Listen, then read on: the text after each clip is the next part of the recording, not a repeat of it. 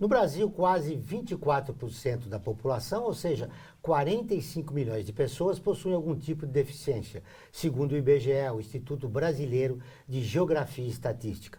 Mas apenas 403 mil estão no mercado de trabalho, o que corresponde a menos de 1% de pessoas com deficiência no país. O Instituto Rodrigo Mendes tem como objetivo principal fazer parte da construção de uma sociedade inclusiva, que garanta igualdade de direitos e valorize as diferenças humanas. Hoje recebemos no programa o seu fundador, Rodrigo Mendes, que é mestre em gestão da diversidade humana e professor da Fundação Getúlio Vargas. Está no ar o Observatório do Terceiro Setor, o olhar da cidadania.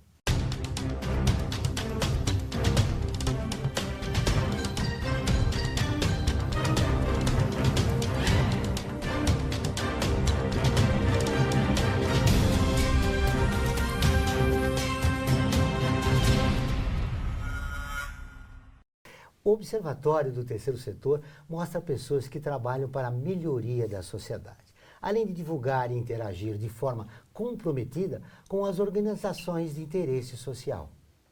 Rodrigo Mendes, em 2008, foi selecionado pelo Fórum Econômico Mundial para integrar o grupo de jovens líderes globais, um programa que reúne líderes com até 40 anos que tenham realizado trabalhos de impacto social relevante. Deste grupo, já fizeram parte nomes como Bill Gates e Tony Blair.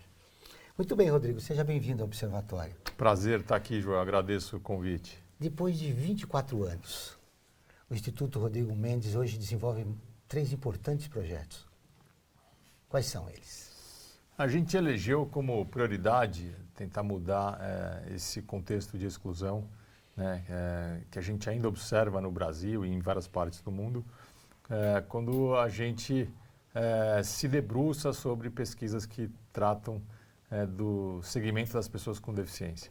E a gente tem dedicado o nosso esforço para garantir que essa parte da população tenha também acesso à educação.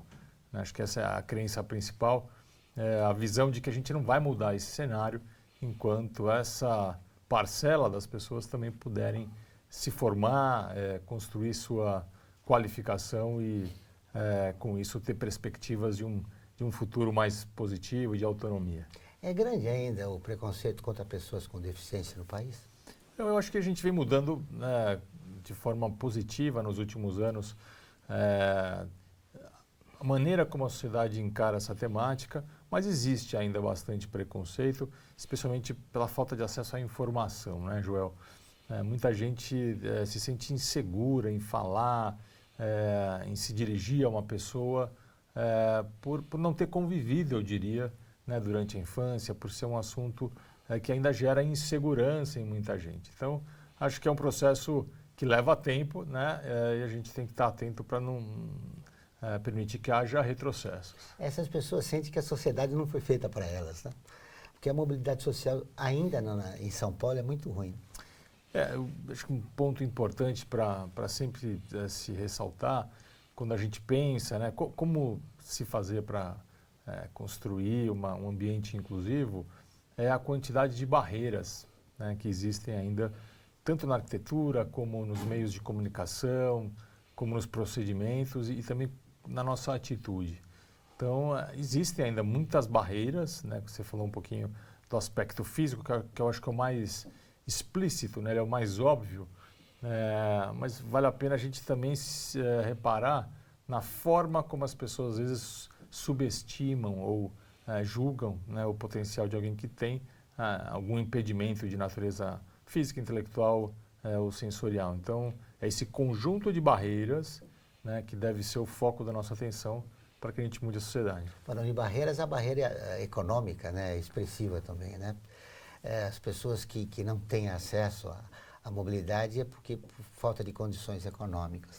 Acho que faz parte, né, de um outro nível de exclusão.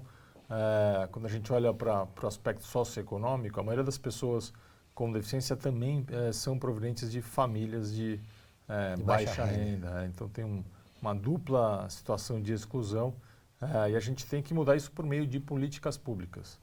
Né? Não tem como a gente imaginar uma transformação de fato estrutural, sem que haja envolvimento, né, do poder público. Eu citei no início do programa, 1% só ocupa o mercado de trabalho. Quais são as grandes dificuldades para essas pessoas? Você já enumerou as barreiras que existem, da mobilidade, a econômica, a intelectual, mas se você fosse enumerar, quais as principais? Vamos falar um pouquinho sobre a educação, né? E eu gosto primeiro de citar os avanços que a gente teve. Se a gente voltar um pouco no tempo, olhar, por exemplo, para 2004, a gente tinha um total de 560 mil pessoas com alguma deficiência ou com transtornos do espectro autista ou com altas habilidades na educação básica, né? Olhando para hoje, ou seja, quase 15 anos depois, esse número já representa 970 mil estudantes, ou seja, a gente teve aí um crescimento de cerca de 70% na participação desse segmento da população na educação básica. Acho que é bom que as pessoas saibam que a gente está avançando. Então, um segundo aspecto de conquista, ainda falando no aspecto quantitativo, voltando a 2004, naquela época, cerca de 65% dessas pessoas estavam em ambientes segregados do sistema de ensino, ou seja, ou em classes especiais ou em escolas especiais. Hoje, a última estatística que a gente teve há algumas semanas do MEC, mais de 90% das crianças e adolescentes matriculados que tenham alguma especificidade já estão em ambientes inclusivos. Então, é uma super conquista. Agora, a gente tem que fazer um contraponto, né? Quando a gente compara esse total de matrículas com o restante dos estudantes da educação básica, o percentual ainda é muito pequeno. No melhor cenário, que é o do ensino fundamental 1, a gente tem ali 2,9% do total de matrículas, né, ocupadas por esse segmento, quando seria de se esperar que algo em torno de 15%, se a gente usar a estatística da Organização Mundial de Saúde, que é mais baixa, até mais conservadora, que é do IBGE, que você citou, deveria estar participando. Então, a gente ainda não tem como precisar o número de crianças que estão de fora do sistema, porque a gente tem uma incompatibilidade entre o método usado pelo censo do IBGE com o método usado pelo censo escolar, que é o que daria, né, a taxa de crianças e adolescentes que estão de fora, né, que não estão acessando a escola. Mas a gente, né, pelas estimativas, existe um grau muito grande, né, de jovens aí que não estão tendo acesso à educação. Ou seja, houve um avanço, mas nós temos um longo caminho a percorrer ainda. Né? Mas é importante lembrar, Joel, que a gente só consegue perpetuar, né, e ampliar essas conquistas se a gente zelar por políticas públicas, como eu estava falando. Né? Então, esse ganho que eu estava explicando, ele foi resultado, né, de um conjunto sólido de políticas, de ações, de uma política nacional voltada a esse público. Recentemente, a gente teve aí a aprovação da Lei Brasileira de Inclusão, em 2015, pelo Congresso Nacional, que é uma enorme conquista em termos, né, de direitos e em termos de um arcabouço legal, que eu acho que é um exemplo para o mundo. A gente pode dizer que a nossa legislação é extremamente avançada, e para que isso se torne realidade, né, a gente precisa lutar para que todo gestor público, né, pensando até que a gente vai ter eleição agora, zele e coloque isso como uma pauta na agenda. Muito bem. Todas as terças e quintas-feiras, ao vivo, às 14 horas, tem programa de rádio Observatório do Terceiro Setor, onde recebemos especialistas que, junto com os ouvintes, debatem os principais temas da atualidade e do terceiro setor. Você pode ouvir pela Rádio Trianon AM 740 ou em qualquer lugar do mundo, pela internet, do seu celular, computador ou tablet, pelo link que aparece na sua tela. Voltamos dentro de instantes. Aguardem.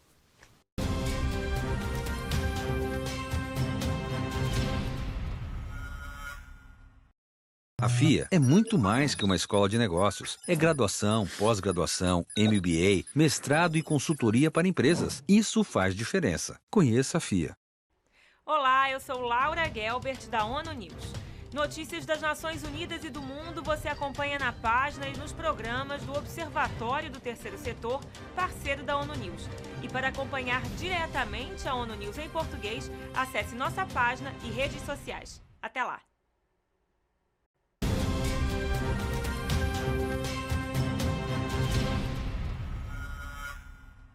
Voltamos com o Observatório do Terceiro Setor, o olhar da cidadania. Agora vamos para o quadro Você Conhece?, onde mostramos histórias de personagens que fizeram a diferença. Ela foi escrava e ajudou o Brasil a conquistar sua independência. Maria Felipa de Oliveira. Você conhece?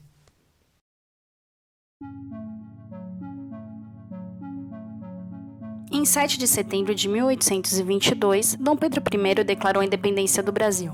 Para o meu sangue, minha honra, meu Deus, eu juro dar ao Brasil a liberdade. E gritou, independência ou morte. Mas nem todos concordaram com a independência do Brasil. Houve resistência dos portugueses aqui radicados, especialmente no Maranhão e na Bahia. No território baiano, as lutas foram bastante acirradas, do litoral ao interior, revelando o destemor de muitas guerreiras como Maria Quitéria e Joana Angélica, desde então homenageadas e festejadas nos livros de história. Mas uma guerreira em especial que lutou e ajudou muito na luta contra os portugueses que não aceitavam a independência do Brasil foi Maria Felipa de Oliveira. Maria Felipa nasceu escrava em data desconhecida, conseguiu a liberdade, foi marisqueira, pescadora e trabalhadora braçal. Trabalhou desde cedo coletando mariscos, aprendeu a lutar capoeira para brincar e se defender, e queria um Brasil livre da dominação portuguesa, responsável pela escravidão do povo africano, dos seus avós, da sua mãe e de seu pai. Na ilha de Taparica, onde vivia, festejou o grito de Dom Pedro I, quando os portugueses pegaram em armas para que o Brasil continuasse sendo colônia. Engajou-se na luta pela independência. De início, acompanhava a movimentação das caravelas portuguesas no período noturno, camuflada, em Gameleira e Taparica.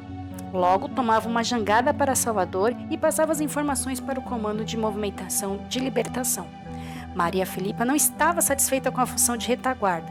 Resolveu partir para um combate. Sabia que uma frota de 42 embarcações se preparava para atacar os lutadores na capital baiana. Traçou um plano e juntou 40 companheiros para executá-lo. Seduziram a maioria dos soldados e seus comandantes e levaram-os para um lugar ermo. Quando eles, animados, ficaram sem roupa, elas aplicaram-lhes uma surra de cansação. Planta que dá uma terrível sensação de ardor e queimadura na pele. Enquanto isso, um grupo incendiava as embarcações. Esta ação foi decisiva para uma tranquila vitória sobre os portugueses em Salvador, permitindo que as tropas vindas de Recôncavo entrassem triunfalmente sobre os aplausos do povo em 2 de julho de 1823. A heroína permaneceu anônima e voltou para suas atividades marisqueira e capoeirista, até a sua morte em 4 de janeiro de 1873. Porém, a ilha de Taparica não esqueceu de sua guerreira, e em 1923, uma linda homenagem foi instalada na parede da Capela da Piedade, em Taparica. Muito importante resgatar a história dessa heroína anônima, né? O Brasil precisa conhecer seus heróis. Eu estava aqui pensando, né, a gente está aí prestes a completar 200 anos de independência, e figuras como a Maria Felipa nos lembram, né, o quanto a gente, de certa forma, avançou no espaço ocupado pelas mulheres, mas, por outro lado, o quanto a gente, né, precisa estar também atento a essa questão.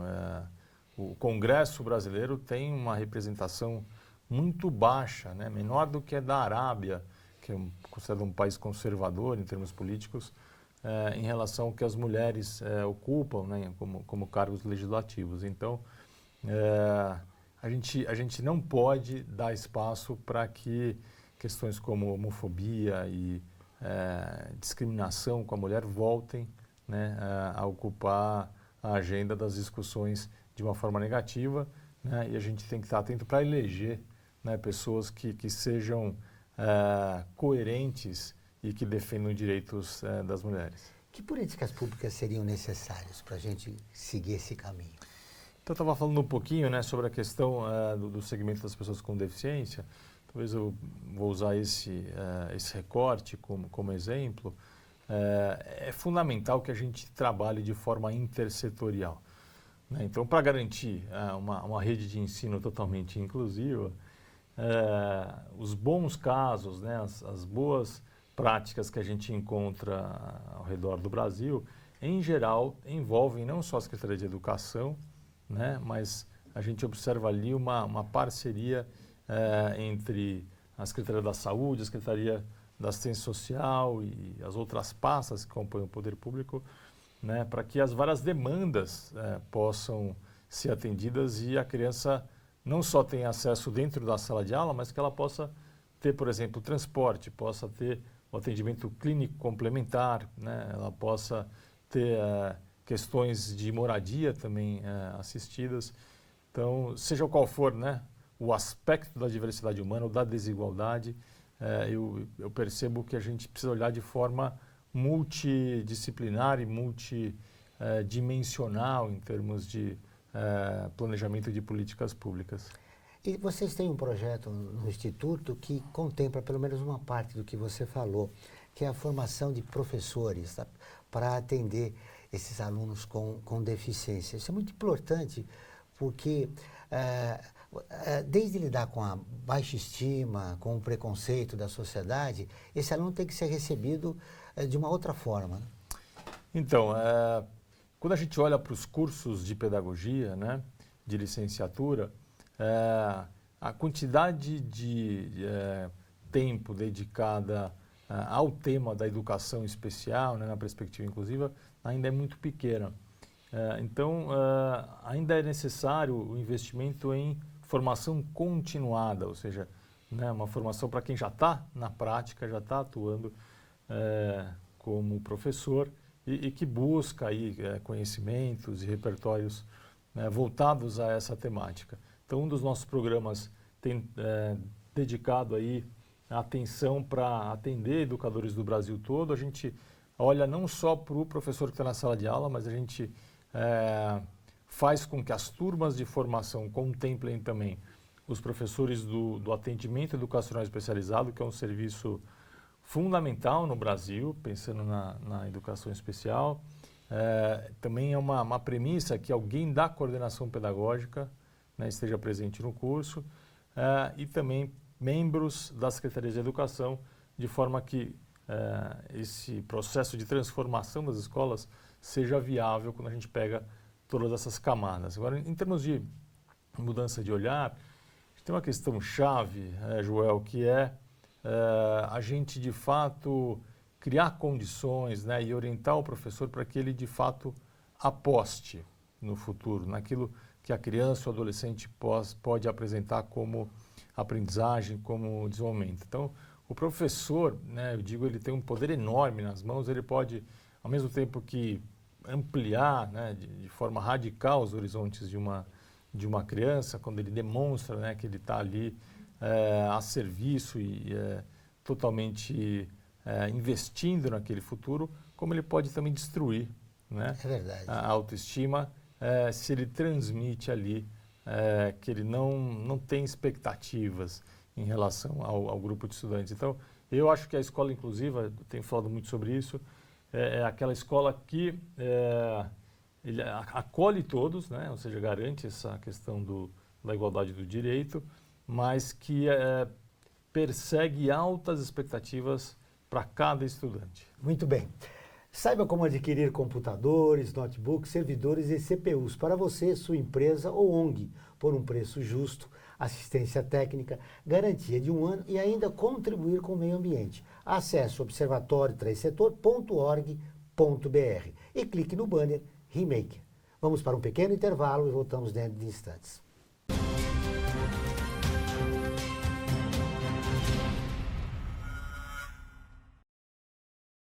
A FUNASP colabora com a USP nas relações entre fundações por meio de fóruns, simpósios, seminários, pesquisas e intercâmbio de informações, além do seu investimento na área social. Para melhores informações, entre no nosso site www.funasp.org.br. FUNASP, um marco entre o universo acadêmico e a sociedade.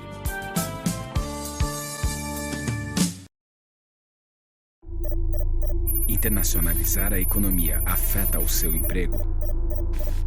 Para onde vai o Brasil? Ter opinião sem análise é só repetição. Repetição, repetição, repetição, repetição, repetição, repetição, repetição, repetição. Informação é importante. Análise é fundamental. Le Monde Diplomatique Brasil. Independente e crítico.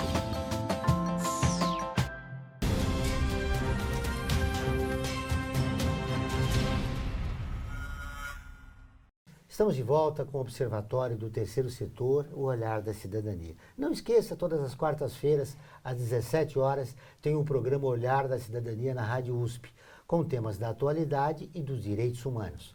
Anote, todas as quartas-feiras, às 17 horas, na Rádio USP, em São Paulo, 93,7 FM, e em Ribeirão Preto, 107,9 FM. Muito bem, Rodrigo, vocês estão 24 anos, né, de trabalho no Instituto. Nesse período, houve muitas mudanças na sociedade, você já citou isso. E as principais dificuldades que você enfrentou nesse trabalho? Então, eu acho que é importante mostrar o que a gente tem conquistado, né? Com essa missão de apoiar as redes de ensino, a gente criou um portal, totalmente disponível para qualquer usuário interessado no tema da educação inclusiva e até preocupado em ser acessível para pessoas com deficiência, com o objetivo de apoiar, né, o professor que está lá na sala de aula e não tem referências, está buscando algum tipo de orientação sobre como criar um projeto pedagógico, né, que tenha a capacidade, a condição de acolher as diferenças humanas. Então, nesse portal chama diversa.org.br, as pessoas podem encontrar relatos de boas práticas, estudos de caso, artigos, vídeos, e tem um espaço que tem cada vez mais se tornado uma fonte ali de aprendizagem para os educadores, que é um fórum. Então, qualquer professor pode publicar lá a sua dúvida particular, a sua situação de desafio, e a gente, então, articula com os usuários, os demais membros dessa comunidade, para que todos coloquem ali sua sugestão de solução, sua proposta, né, para que aquele professor tenha algum tipo de encaminhamento que resolva aquela angústia. E isso vai formando ali uma biblioteca grande, né, de possibilidades, de práticas, de orientações. Então, quem quiser está convidado a participar da comunidade e também enviar suas próprias práticas, né? Sempre o professor tem muito a ensinar para o seu colega. Esse trabalho teu no Instituto, ele surgiu a partir de uma tragédia pessoal. Esse período já está superado? Faz bastante tempo isso, né, Joel? De fato, eu não me relacionava com esse universo, né, das pessoas com deficiência. E quando muito jovem passei por um assalto, né, que teve consequência a tetraplegia. E aí que eu fui, né, começar a perceber como essa parte da população enfrenta uma completa dificuldade de exercer seus direitos e conquistar o seu espaço. Acho que foi por esse incômodo, quando eu vi que eu era um privilegiado, né, porque, enfim, tive apoio de família, amigos, tive os melhores médicos, o que é uma exceção, né, infelizmente, para alguém que ou nasce com uma deficiência ou passa por algum acidente. Então, esse incômodo de perceber, né, esse nível de injustiça fez com que eu criasse um instituto. Isso faz bastante tempo e eu tenho dedicado a minha vida para mudar esse contexto de desigualdade. Voltando à questão dos projetos, acho que seria importante também citar para os professores que trabalham com educação física. A gente vem, desde 2013, também investindo nessa área, né, que historicamente é uma disciplina que tende a excluir, né, as crianças com deficiência eram, em geral, dispensadas da aula de educação física, e a gente, a convite do Unicef, da fundação do time do Barcelona, a gente criou, né, um grande programa nacional chamado Portas Abertas para a Inclusão, que orienta professores a como criar suas aulas de educação física de uma forma inclusiva, ou seja, tendo como principal objetivo garantir que todos participem, não que o foco da competição se sobreponha, né, a essa questão de de que todos estejam juntos. E os resultados são surpreendentes, né? A gente tem aí 24 práticas filmadas e uma biblioteca extensa de exemplos para quem quiser estar dentro do Diversa também, e mais informações detalhadas no nosso site, né, no rm.org.br/portas abertas, para quem quiser saber dessa iniciativa com o Unicef. Eu quero voltar na pergunta que eu fiz a você. A tua recuperação foi um sucesso e você transformou essa tragédia num case muito bem sucedido. Tem muitas pessoas que não conseguem. O que você diria para essas pessoas? Eu diria que é fundamental que a gente conheça direitos, né? Muitas das famílias com quem a gente interage nas escolas, né, não têm clareza, né, do conjunto de direitos que as crianças, né, hoje devem exercer e devem reivindicar do poder público. Acho que esse é um primeiro passo. Em segundo lugar, buscar conhecer quais são os serviços, né, disponíveis, né, na sua cidade, no seu território. Tem profissionais muito qualificados, né, se dedicando, né, a formar as pessoas, pessoas também da área da saúde que se dedicam ao aspecto da reabilitação, que é sempre complementar, né, a questão da educação. E, acima de tudo, eu acho que entender que o mundo mudou, né? Hoje há um impedimento físico ou de outra ordem, né, não representa necessariamente, né, uma impossibilidade de participação, né, das diversas vertentes, das diversas facetas da vida social, da vida profissional. Pelo contrário, cada vez mais, né, a gente percebe que quando se elimina barreiras, né, quando se aposta na perspectiva da pessoa, né, e quando se garante direitos básicos, né, a pessoa consegue construir sua autonomia e exercer o seu sonho, a sua vocação. A sociedade está mais sensível aos problemas do deficiente?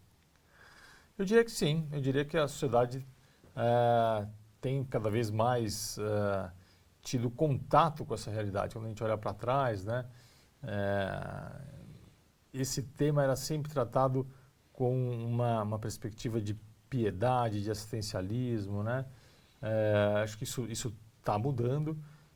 A mídia, em geral, às vezes ainda escorrega para uma abordagem que trata essa pessoa ou como um herói ou como um coitado. Então a gente tem também discutido muito como mudar essa tradição, né, da narrativa usada tanto pelo jornalismo como pelas outras mídias, mas já tem coisas muito positivas acontecendo. Eu acho que existe um outro grau de amadurecimento em virtude de mobilização social, de conquistas em termos de marcos legais e de implementação de práticas e políticas públicas que mudaram a realidade do Brasil. O programa do Observatório do Terceiro Setor desta semana fica por aqui. Mas para continuar nos acompanhando, acesse o nosso portal observatorioterceirsetor.org.br. Lembrando que o Observatório é acessado em 173 países e atinge 2,5 milhões de pessoas todos os meses. Voltaremos na próxima semana com o Observatório do Terceiro Setor, o olhar da cidadania. Até o próximo programa.